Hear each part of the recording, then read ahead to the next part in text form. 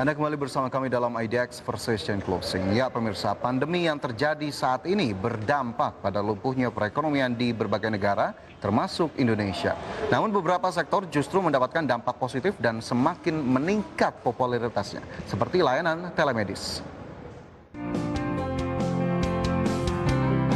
Sebagai cara agar menghindari terjadinya penularan virus saat dalam perjalanan maupun di rumah sakit, pemerintah telah memberikan anjuran protokol kesehatan agar masyarakat dapat menggunakan layanan telemedicine untuk konsultasi dengan dokter hingga membeli obat yang dapat dilakukan secara daring dari rumah saja.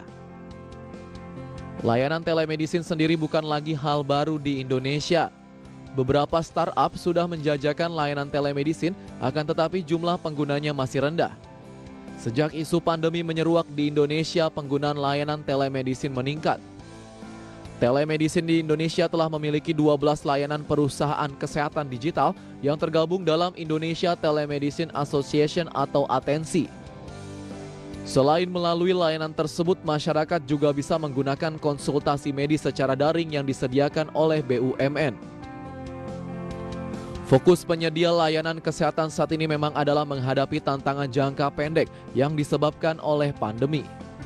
Namun di luar hal tersebut, pentingnya eksistensi layanan telemedicine, perubahan peraturan rumah sakit, hingga penggunaan data termasuk data lokasi menjadi hal yang tidak dapat dihindarkan untuk mendukung pelacakan riwayat penyakit pasien saat new normal. Masyarakat sebagai konsumen harus mengubah perilaku dan organisasi layanan kesehatan harus mengubah cara mereka memberikan layanan perawatan seperti telemedicine. Dari berbagai sumber untuk IDX Channel. Ya pemirsa, untuk membahas lebih lanjut terkait dengan layanan telemedis di tengah pandemi, sudah terhubung bersama kami rekan Mangi Vera Chong. Halo siang Mangi. Ya halo siang Fajar. Halo siang Mangi. Ya halo siang Fajar. Ya Mangi, bagaimana kemudian riset Anda terkait dengan layanan telemedis di Indonesia? Iya baik, terima kasih rekan Fajar Wayong. Ya pemirsa, saat ini bisa dikatakan kita telah hidup di era yang serba digital begitu ya, di mana contohnya jika kita lapar saja hanya dengan menggunakan gadget itu sudah bisa menjadi solusi untuk mengatasi lapar kita. Contohnya tentunya dengan membeli makanan secara online. Lalu contoh berikutnya, jika kita ingin mengetahui sebuah tempat yang mana lokasi tempatnya itu sebenarnya jauh dari tempat kita berada sekarang, namun hanya dengan menggunakan gadget saja, kita tidak perlu datang ke tempat tersebut, tapi kita tetap bisa mendapatkan informasi lewat gadget kita dengan browsing begitu ya. Dan sekarang ini jika kita membutuhkan jasa dari tenaga medis atau kita butuh obat begitu ya, kita tidak perlu datang ke rumah sakit atau pergi ke apotik. Namun hanya dengan gadget saja kita bisa mendapatkan obat ataupun bisa berkonsultasi tanpa harus datang ke rumah sakit ataupun apotik. Nah, hal tersebut bisa dikatakan sebagai telemedicine. Nah, telemedicine ini adalah sebuah layanan kesehatan berbasis teknologi informasi yang mana memungkinkan para pengguna atau para pasiennya ini bisa berkonsultasi secara online dengan dokter dan bisa mendapatkan obat tentunya tanpa harus datang ke apotik ataupun rumah sakit. Di mana untuk di Indonesia sendiri telemedicine ini telah hadir sejak tahun 2015 dan juga disinyalir bisa menjadi solusi baru bagi bidang kesehatan. Dan untuk di Indonesia sendiri nih Fajar, telemedicine ini sudah banyak sekali, diantaranya ada ceklab.id, ada Halodoc, ada Dokter, lalu juga ada Dokterpedia dan lain-lain begitu ya, yang masih banyak lagi. Dan memang hadirnya platform digital atau startup yang berbasis kesehatan ini disinyalir bisa membantu masyarakat agar waktunya menjadi lebih efisien. Apalagi di tengah pandemi COVID-19 ini, banyak masyarakat yang masih takut keluar rumah dan tidak dianjurkan datang ke rumah sakit apabila memang keadaannya tidak terlalu mendesak begitu ya untuk memutus rantai penyebaran COVID-19. Seperti yang telah disampaikan oleh Ivan Sinarto selaku founder ceklab.id berikut ini.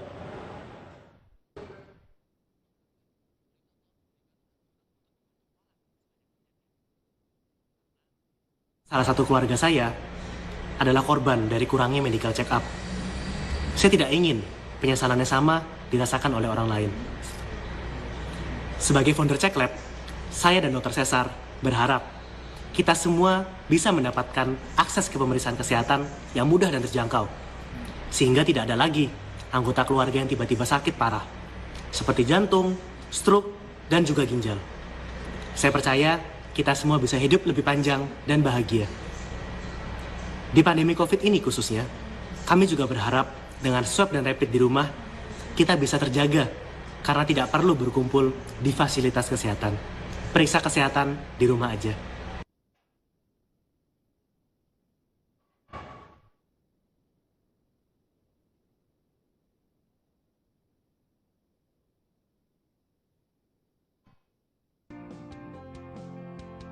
Ya, Mangi, masih bersama saya? Iya, baik Fajar. Dan memang hadirnya telemedicine ini begitu ya sangat membantu sekali bagi masyarakat. Dan sebenarnya jika kita ingin konsul begitu online lewat aplikasi tersebut, tidak hanya satu dokter saja yang disediakan, namun ternyata banyak sekali dokter yang disediakan untuk kita, untuk para pasien atau pengguna. Contohnya ada dokter umum, dokter spesialis mata, ada dokter spesialis paru, dan lain-lain begitu ya, sangat lengkap sekali. Dan memang bahkan sebagian dari aplikasi telemedicine ini juga telah menyediakan atau memberikan fasilitas seperti asuransi online begitu Fajar, di mana para pasien atau para penggunanya itu cukup membayar premi dengan jumlah yang telah ditentukan begitu ya, dan nantinya pasien tersebut atau pengguna tersebut bisa menikmati manfaat dari pembayaran premi. Jadi memang hadirnya telemedicine ini di Indonesia itu sangat bermanfaat sekali Fajar ternyata, dan sangat membantu sekali untuk masyarakat tentunya. Oke, di samping manfaatnya untuk masyarakat begitu ya. Bagaimana sebetulnya perkembangan telemedis di Indonesia, terutama hingga saat ini, Mangi? Iya, memang apalagi di saat pandemi COVID-19 ini bisa dikatakan penggunaan dari aplikasi telemedicine ini sangat meningkat sekali begitu ya. Berdasarkan data dari Menkominfo, selama pandemi COVID-19 ini, itu penggunaan dari aplikasi telemedicine ini meningkat hingga 600% begitu. Dan menurut dari gugus tugas percepatan penanganan COVID-19, jumlah pengguna yang mengakses berbagai aplikasi telemedicine ini di Indonesia saat pandemi COVID-19 itu jumlahnya sudah lebih dari 15 juta pengguna. Karena memang kita kembali lagi nih, sekarang kita telah hidup di era yang serba digital begitu ya, di mana hadirnya telemedicine ini juga sangat direspon positif oleh masyarakat. Nah, karena memang dianggap sebagai salah satu solusi, jadi lebih efisien secara waktu, kita juga tidak perlu mengantri ke rumah sakit atau mengantri di apotek untuk mendapatkan obat. Hanya dengan gadget saja, dengan kepraktisan itu kita sudah bisa berkonsultasi dengan dokter dan mendapatkan obat begitu Fajar. Oke, tadi dari data yang Anda sebutkan begitu ya, ada peningkatan penggunaan, kemudian juga respon positif sepertinya juga disampaikan oleh masyarakat terkait dengan telemedicine ini. Apakah respon positifnya begitu terlihat begitu? Iya, tentunya dengan hadir telemedicine ini memang sangat membantu masyarakat dan sangat mendapatkan respon positif dari masyarakat ya, seperti yang telah disampaikan oleh berikut ini. Jelas saya sangat terbantu sih dengan adanya telemedicine ini, karena selain menghemat waktu, menghemat energi, lebih simple. Karena kita nggak perlu jauh-jauh ke rumah sakit kan. Biasanya kalau kita ngantri di bagian farmasi rumah sakit itu kan lumayan memakan waktu ya. Kalau di telemedicine ini kita tinggal order, bisa dianterin ke rumah. Lebih simple sih. Intinya saya sangat terbantu dengan telemedicine ini. Banget pakai aplikasi telemedicine soalnya praktis, jadi saya bisa hemat waktu, terus saya nggak perlu datang dan ngantri kalau misalnya mau beli obat. Terus kalau kita mau beli obat juga di aplikasinya sudah ada penjelasannya yang lengkap banget dan mudah dipahami. Terus yang paling saya suka itu kalau misalnya kita mau konsultasi sama dokter, di sana harganya terjangkau banget. Bahkan ada banyak banget diskon-diskonnya, jadi kayak bisa dipakai sama semua kalangan. Ya, dan Fajar memang selain masyarakat yang merasa diuntungkan begitu ya dengan hadirnya telemedis ini, menurut WHO saja dengan hadirnya aplikasi telemedis ini di seluruh dunia dapat menjadi solusi atas jarak dan geografi dalam pelayanan bidang kesehatan di era digital ini begitu Fajar. Oke, dengan manfaatnya begitu banyak, begitu ya, terutama bagi kita sebagai pengguna atau masyarakat secara umum. Tapi sebetulnya, adakah kemudian pihak-pihak lain yang turut diuntungkan begitu dengan masifnya perkembangan telemedis saat ini, Mangi? Iya, tentunya tidak hanya masyarakat yang diuntungkan dengan hadirnya telemedis di Indonesia ini, namun sebenarnya jika kita telaah lebih dalam lagi, Fajar, itu banyak sekali sektor-sektor atau industri yang juga diuntungkan. Salah satu contohnya adalah sudah pasti industri farmasi, begitu ya, di mana saat ini saja untuk rumah sakit dan apotik yang bekerja sama dengan platform digital berbasis kesehatan ini sudah lebih dari 2.500 apotik dan juga rumah sakit.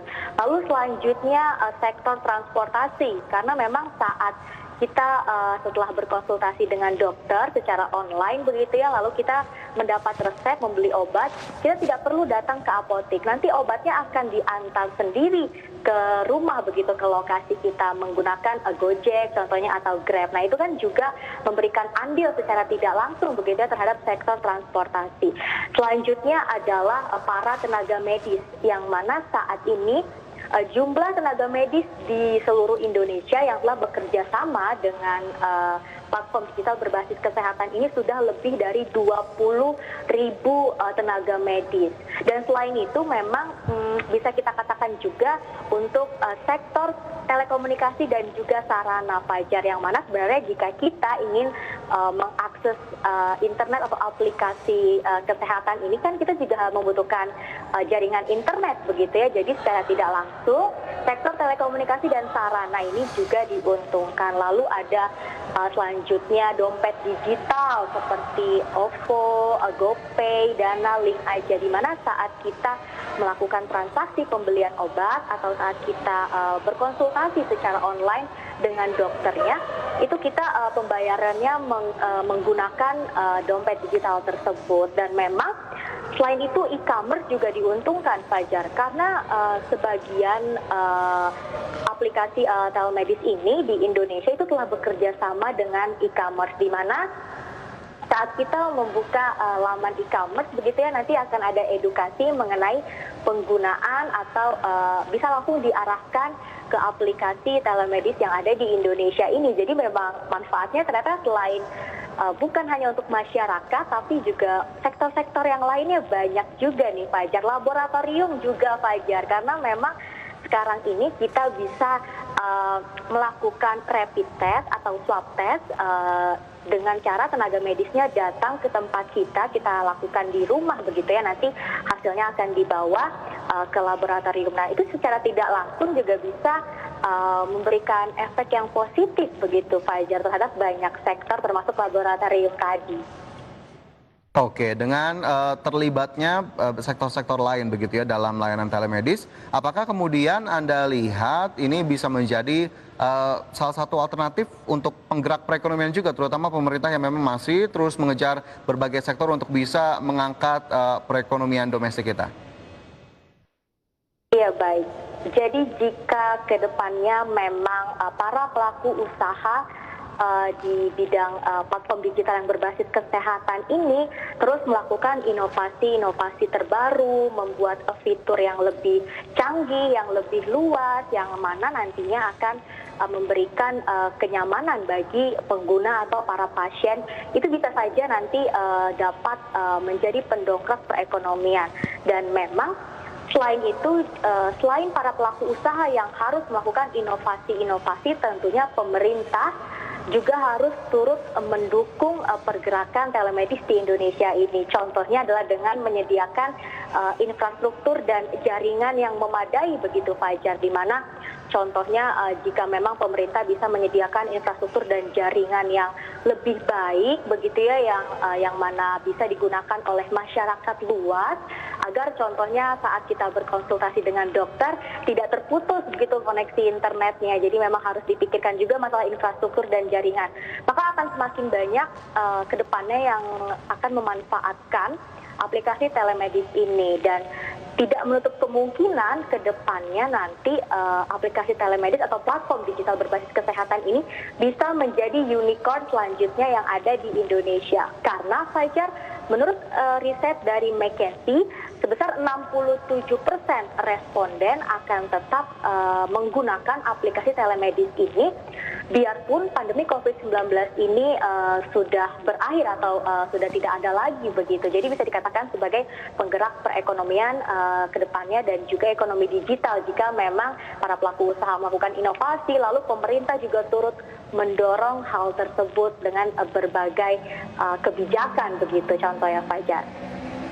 Oke, jadi tadi poinnya adalah inovasinya harus terus dilakukan oleh pelaku usaha telemedis, sementara dukungan juga diharapkan terus dari pemerintah begitu, termasuk dari sisi infrastruktur agar kemudian bisa berkembang lagi sektor layanan digital terutama telemedis tadi, begitu Mang ya?